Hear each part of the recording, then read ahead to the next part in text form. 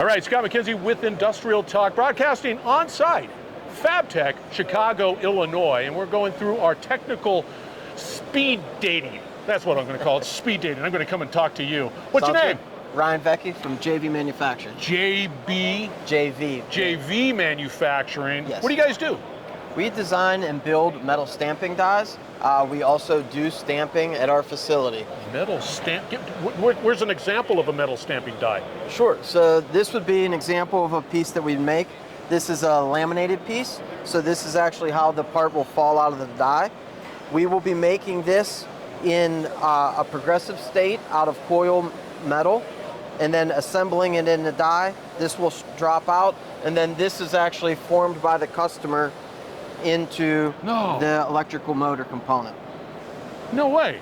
So you stamp this out, then the manufacturer then does its thing to twirl it around. Correct. Wow. Yep.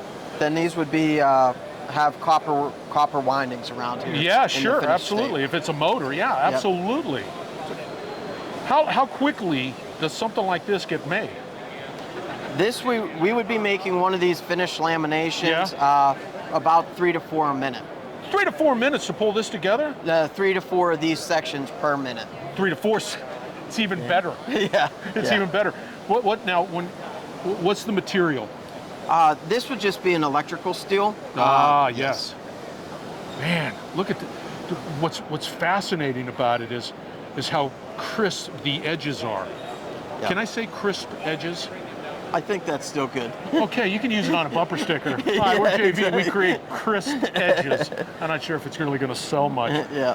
All right, you were absolutely wonderful. I love what you guys are doing. By the way, you have a cool booth. Thank you very much. It stands out. Yeah, thank you very much. All right, thank you very much. All right. Ryan, JV is the company, producing some incredible parts.